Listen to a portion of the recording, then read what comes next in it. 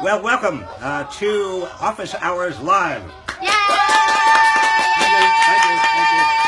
Thank you. We're back live. You're live. I'm live. We are live. I still haven't heard anything from Dolly Parton. Dolly, what's going on? I mean, I've sent you messages. I have been a supplicant. You're on my bucket list. Dolly?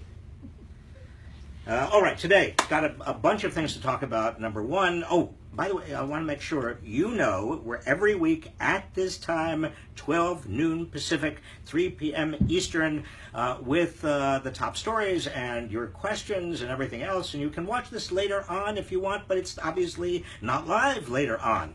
And if you want to share this, please do share it right now. Share. I mean, we were talked, I was told to share. And you are instructed to share. When I was little, I was told to share. And if you want to subscribe, there is a little subscription button, I am told, somewhat over here. And I hope you had a nice July. Did you have a good July 4th weekend?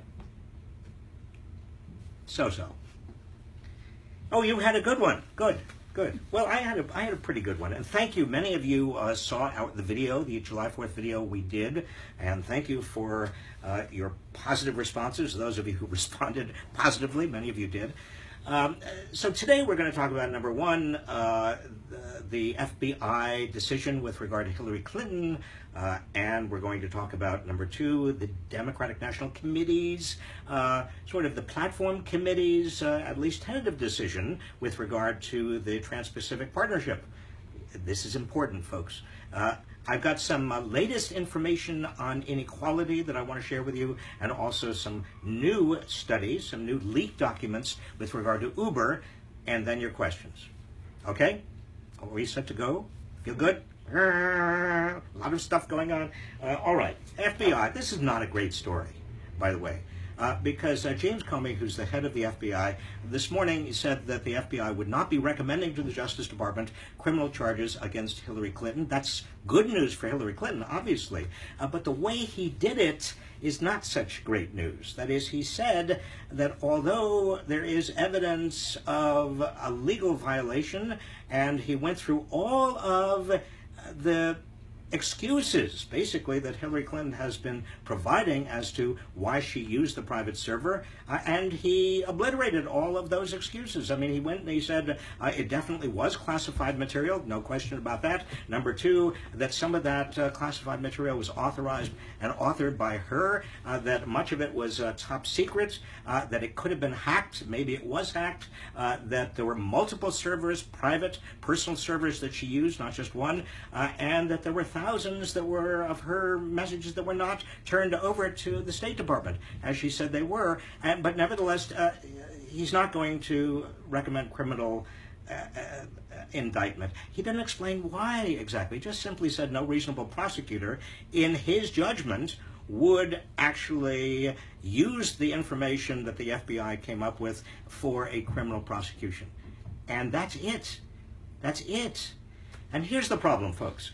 With Bill Clinton having visited the Attorney General, Loretta Lynch, last week, there's already a lot of suspicion generated about this issue. And I don't want to belabor it, obviously, but we can no longer afford. Can I just be very clear?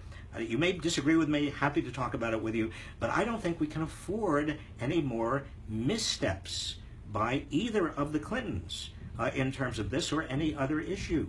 It's no longer just a primary campaign. Now we are in, Hillary Clinton is the presumptive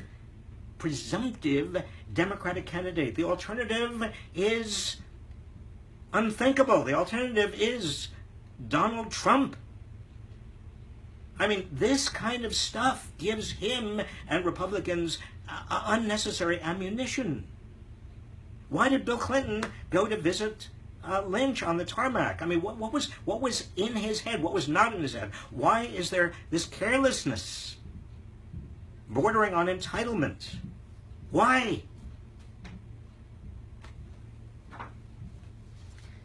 Which brings up the Democratic National Committee. Democratic National Committee has a platform committee. The platform committee has 15 people, 10 Hillary appointees, 5 Bernie Sanders appointees. The 5 Bernie Sanders appointees last week, a few days ago, said that the platform committee and the final Democratic platform has got to oppose the Trans-Pacific Partnership, which, as you know, we've talked about this before. We've had a video about it.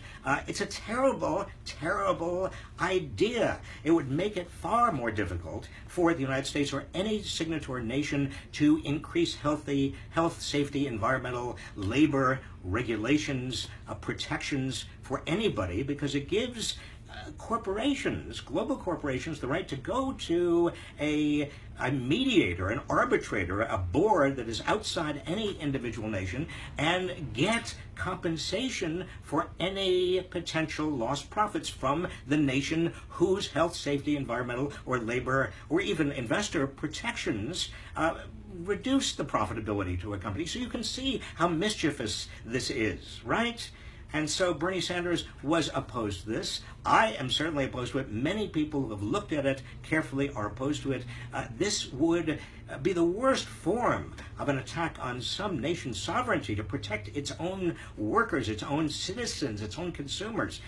And Hillary Clinton, finally, last October, she came out against it. So why is it that on this Democratic Platform Committee, Hillary Clinton's 10 representatives refused to go along with an amendment provided by the Bernie Sanders 5 delegates that would oppose and put the Democratic Party on record as opposing the TPP, the Trans-Pacific Partnership? I don't understand it.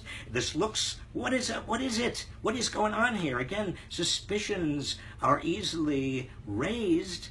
I mean, it would be the simplest thing in the world, right? For the Democratic Platform Committee. And the Democratic Platform Committee, by the way, this 15-person committee, what their recommendations are will be ratified or not ratified by a much larger group, about 120 people who are also picks by Hillary Clinton and by Bernie Sanders, a much larger platform committee that will be editing this 15-person platform. Make sure, if you get a chance, I have a petition I started on this web page, on this Facebook page. If you get a chance, join me and ask the Democratic Convention and the Platform Committee to make it very clear that the Democratic Party is against the TPP. Will you? And again, very much in line with all of this, new data we have on inequality. From one of my colleagues here at Berkeley, Emmanuel Says, an extraordinarily talented economist who actually did most of the pioneering work on discovering how unequal the society actually is. Just last couple of days, Emmanuel came out with revisions to his original work, bringing inequality right up to last year. This is the most recent data we have, showing that over the past year, the top 0.1%, their incomes grew 9%. And if you're in the top 1%, your income grew 7.7%. But if you're in the bottom 99%, your income grew 3.4%. And of course, if you're in the middle of the bottom 99%, your income probably grew not at all. The point is, inequality continues to widen. Now, if you look at the mainstream press, what did they do with this? They said, oh, isn't that great? If you're in the bottom 99%, your income went up 3.4%. The problem is, when inequality widens, what happens? The people at the top gain not only more wealth, but also more political power to rig the system to their benefit. That's what we are dealing with. That's the kind of vicious cycle of wealth creating political power, creating more wealth that we've been dealing with for years now. And when you see this kind of widening inequality, you know it is an invitation for more of that same political influence that undermines our democratic system and also makes more people feel like the game is rigged. Even though you have more people who are doing a little bit better It doesn't matter if the game is rigged. The sense of unfairness, the sense of arbitrariness continues. Are you with me? All right, final story, again, along the same lines, about Uber. Some documents, again, a few days ago, were leaked to BuzzFeed, and BuzzFeed did an analysis of the documents leaked from Uber. Uber didn't want them leaked, obviously. And what did the documents show? That contrary to what Uber has been saying that Uber is the greatest thing since sliced bread. It's the vehicle for the American dream. It's the way in which people can achieve the American dream. Well, it's not an American dream, because Uber drivers, when you deduct their expenses, which is something that has to be done because they have very high expenses, and Uber's not paying their expenses. So when you deduct their expenses, if you are an Uber driver in Denver, you're making about $13.70 an hour. If you're an Uber driver in Houston, you're making it about $10.25 an hour. If you were an Uber driver in Detroit, you're making $8.77 an hour. You're not doing all that much better than, what, a Walmart worker. I mean, in fact, a Walmart worker at least has all the labor protections of unemployment insurance and workers' compensation and Social Security and even the Affordable Care Act. But if you are an Uber driver, you don't get any of this. So you are in many ways worse off than Walmart workers. The gig economy is not working for most Americans. And insecurity, it's not just wages and jobs, it's also economic insecurity. Not only do you have low wages on an hourly basis, but you don't know from week to week or month to month how much you're going to be earning. You see how all this fits together? You don't. It fits together because if you've got suspicions mounting about everything from Bill Clinton visiting the Attorney General, it feels like the game to some people as if it's kind of rigged, right? The system is rigged, and at the same time you get the Democratic National Committee, the Clinton people on the DNC Platform Committee not willing to oppose the Trans-Pacific Partnership, which is a rigging by big corporations, and at the same time you've got inequality widening, and at the same time you've got Uber drivers and other gig economy people who are losing ground. You see how more and more people feel like this system is not working for them? You get it? All right.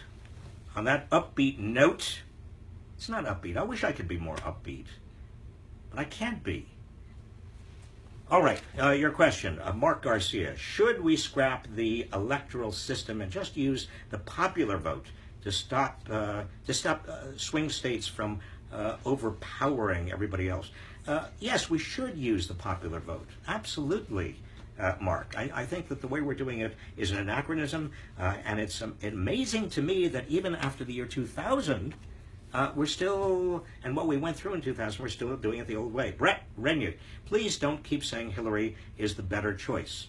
Brett, who's the better choice? Trump? Brett? Joe Wynn, would you have voted to prevent people on the no-fly list from buying guns? Yes. Bruce Johnson, here's a question that has been bothering me. Why did Hillary use her own private email server? I don't see it as a big security risk, but why would she go to the trouble? Bruce, I've been asking myself the same question. If she has nothing to hide, why did she do it? Now, the answer I kind of come up with sometimes is that if you've been through everything Hillary has been through over the last 25 years, you remember the 1990s. You remember the right wing going after her on Whitewater and Vince Foster and Travelgate and, everything else. There was no evidence ever come up with anything that she did wrong. But if you had gone through that, the chances are that, you're going to be fairly guarded. This is not, by the way, this is an explanation. It's not a justification. And there's a difference between an explanation and justification. Next question, please. We're slowing down with regard to questions. There's no question. Oh, here it is. Josh Bittner, I challenge you to convince me to still vote for her HRC, Hillary Rodham Clinton, because now I'm feeling the same wrath against the system and the establishment as many of the Trump supporters. Josh, you know, can I just say, I have known Hillary Clinton since she was 19 years old. I have known her, I knew her at college, I knew her, we went to law school together. Bill Clinton and Clarence Thomas and Hillary Clinton and I were all at law school at the same time, took many of the same classes. I knew her when she went to Arkansas with Bill, married Bill. I knew her when she was First Lady of Arkansas. I have known her when she was First Lady of the United States. I knew her on the campaign in 1992. I've known her a very, very long time, and I admire her. I think she's basically a good person. You know, she's gotten a she's got a bum rap. And again, I want to emphasize, if you had gone through everything she has gone through over the past 25 years, in terms of all of the attacks that have been mounted against her, you know, you might be somewhat defensive. You might not want to reveal everything. You might not be as transparent as you should be. But that, again, is not a justification. I'm just saying that I understand it. And to my experience and knowledge, if you put Donald Trump, who's I don't want to be too harsh about this, he's a moron. I mean, he's a megalomaniac. He's a narcissist. He is a bigot. I'm not being too harsh, am I? I mean, he is the least qualified person I have ever in my life seen run for the president and be the head of a national party ticket. He is the least qualified person, I dare say, who has ever been the head of one of our national party's tickets. He would really be a menace to everything we believe in this country. So is there any doubt about who you should support? Martin Marks, what is the best way to implement a proportional representation plan in order to break the monopolies the two major parties have on politics in America? Well, Martin, you know, there are ways to change the laws, but you would have to, I think, probably change the Constitution in terms of how our winner-take-all system is organized. Now, that doesn't mean that a third party is impossible. We've had third parties emerge. We have had realignments. In fact, I've mentioned to many of you before, and I'll say it once again, I think after November we should think seriously about a third party. Call it a new progressive party that's going to field candidates who support the Bernie Sanders agenda, particularly getting big money out of politics, and maybe actually even field candidates, particularly from a new party, and maybe even in the year 2020 put up a new presidential candidate. But for the time being, there's very, very little we can do, or in my view, should do. I don't want to risk Donald Trump being our next president. Charles Boynton, why can't we all agree to just write Bernie in? Well, Charles, if you can get everybody to agree to write Bernie in, I'm with you. Olivia Raven, would you ever consider running on a third-party ticket? Not this year. Anarchus Cinch, is that your real name? Come on. Please address the billions upon billions of dollars the U.S. could collect in tax revenue if corporations were not allowed to keep massive amounts of money out of the country. Well, it is a huge amount. Corporations now have outside the country something in the order of $1.1 trillion. And a lot of that money is parked outside the country, not because they earned it outside the country and are just keeping there for future investments outside the country. No, it's staying outside the country because they don't want to pay taxes here in the United States. And to me, that can be fixed. We can adopt a system in which corporations have to pay taxes in full on their earnings, or else we can make it very difficult for corporations to transfer money earned in the United States to an offshore tax haven. We are not doing it. Why are we not doing it? You guess. You're right, because of their political power. That's why all of this basically comes down to getting big money out of politics.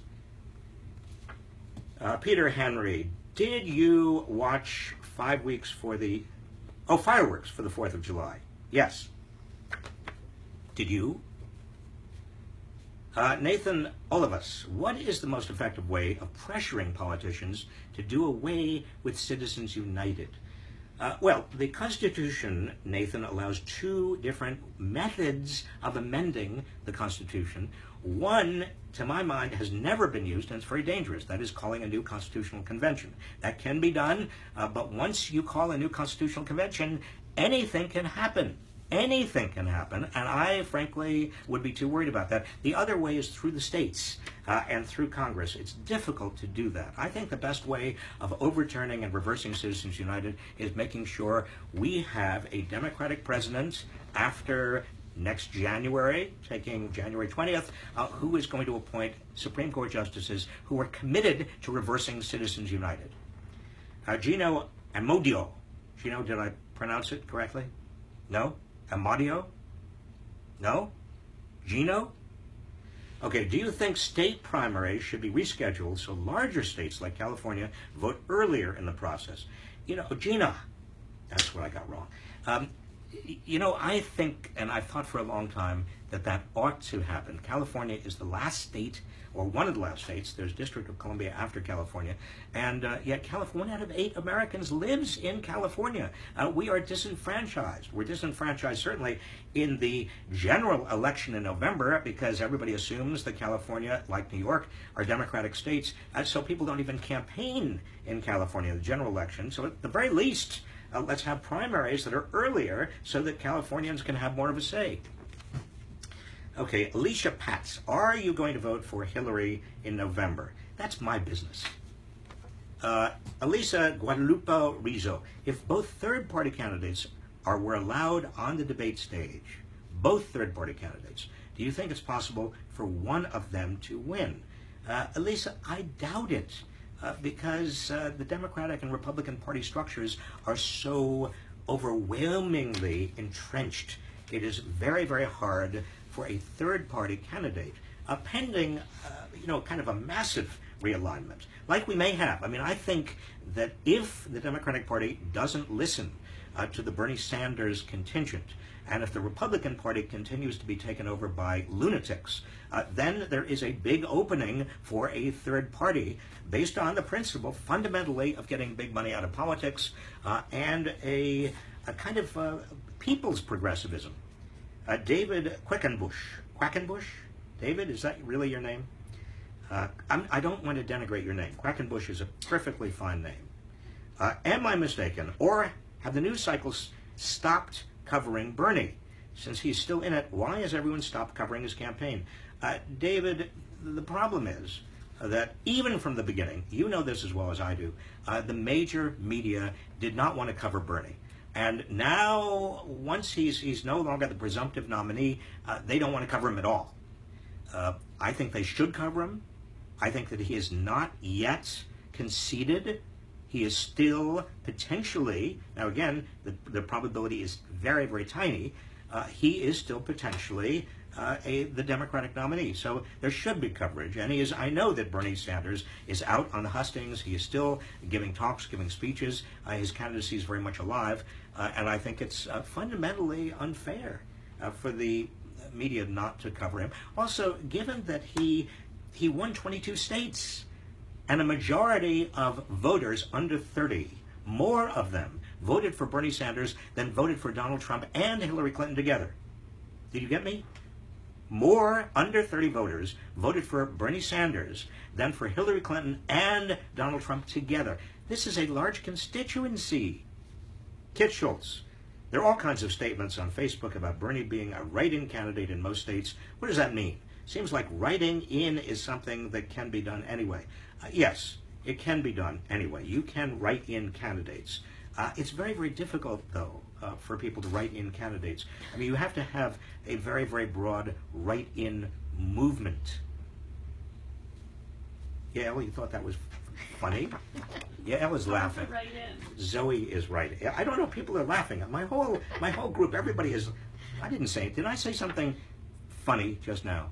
Okay, John Ellis. Is it better for progressives to try and reform the Democratic Party by flooding with new progressive candidates, or to start their own new progressive party?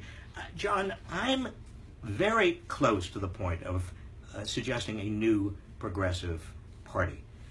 And I'm thinking it through, as I hope you are, and I think we should all begin to come to some closure on this in the next few months, certainly just after the November election, because I, like many of you, am very discouraged. I think the Democratic Party is just a big fundraising machine, and obviously the Republican Party is a big fundraising machine. I'm not suggesting there's no difference between Democrats and Republicans in Congress or elsewhere. Obviously there is. But the party structures are designed simply to raise a lot of money, mostly from big, big money sources, in which case we might need a voice that is called, perhaps, a new progressive party.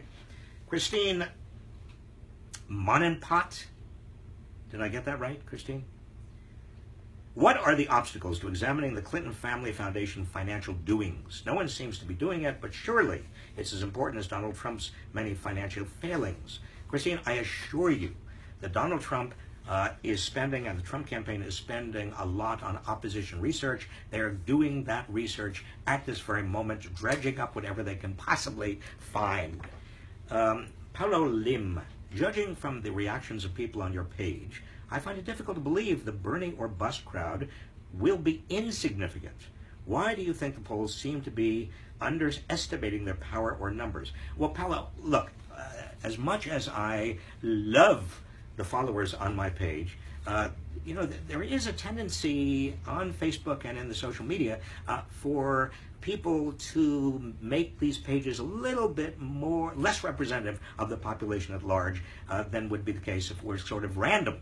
And so while my page has a lot of Bernie or busters, I'm not sure that there is that percentage, the same percentage of Bernie or busters in the Democratic Party or even among Bernie voters. A kind of random sample of Bernie voters that I have done, kind of a free floating focus group, suggests to me that about 3/4 of Bernie voters are already coming over to vote for Hillary. And that kind of free-floating focus group is it matches exactly what a lot of polls are showing. Dave McFawn, Bernie supporters don't understand that a movement takes years. Women's suffrage, civil rights, LGBT rights. So many of them talk of staying home this November, which means they don't truly want to be part of the everlasting change, just in it for the moment, like Snapchat. Well, Dave, you do have a point. It does take years, and I've said this before to many of you. I have been in movements. I'm old enough that I was in the civil rights movement at the periphery. I was not a central player, obviously. I was in the anti-Vietnam War movement. I have been involved in a lot of movements, some of which have not borne fruit, but some of which actually, civil rights and anti-Vietnam, actually did work. But it takes time. It takes huge effort. I was working on family medical leave and the Family Medical Leave Act for, 10 years before we finally got it passed, and I was privileged to be the Secretary of Labor that actually implemented it. But I just say to people all the time, you have got to be tenacious. You've got to have patience. You've got to keep working. Keep working after elections, before elections. The election itself is the culmination of a lot of work, but that's not the actual work. 2 more questions. Okay, Kevin Cho, do you listen to podcasts? Yes. And this is the last one. Last question. Becca Slick.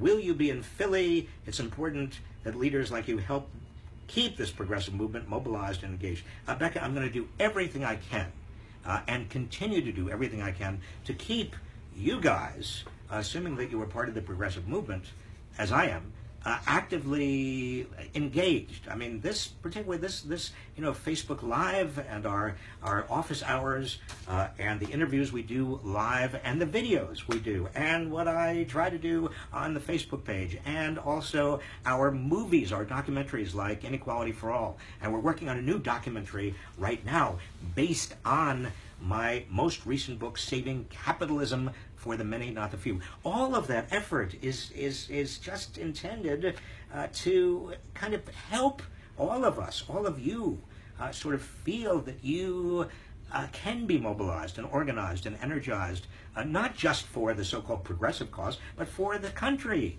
for the impact that we all have to have on the country, for the good of all. And I don't want to blow my own horn here. That's not what I'm talking about. The question was, what can I do? What am I doing? Whether I'm going to the convention or not, I frankly have not completely decided, but I'm not going to go if the convention is just going to be an infomercial, as most conventions are. And on that note, let me just say to all of you, we've been talking about patience and perseverance and tenacity with regard to the progressive cause, which is really the nation's cause, the world's cause. And I want to remind you, many of you are despairing in your notes to me or on my page. You say, oh, well, you know, I was a Bernie supporter and now I'm either reluctantly going to vote for Hillary, or I'm never going to vote for Hillary, or I'm going to stay home, or I'm not going to stay home, and I don't know what to do, and I feel completely disenfranchised, and I feel completely sort of betrayed. Stop. Get a grip. This is going to take time. And I want you to be patient. And I want you to understand that we are building a movement. You are building a movement. You are having a huge effect on this country. The fact that Bernie Sanders took 22 states, the fact that we have a Democratic candidate, a putative Democratic candidate, a presumptive Democratic candidate that has taken a lot of Bernie's positions with regard to the Trans-Pacific Partnership and $15 minimum wage almost, and many, many other issues. Many people in this country are now convinced that we need a single-payer health care plan, for example. They didn't even understand that before Bernie Sanders started. And most importantly, the vast majority of people in this country want to get big money out of politics. So we're making progress. Don't think we are not making progress. Keep fighting. Keep fighting. And on that note, I want to thank Zoe Umlaut Beck and also Yael Bridge for their continuous help and continuous help on this every week. You know, here we are, and we continue to do this, and you don't even give them credit, but I do. See you next week.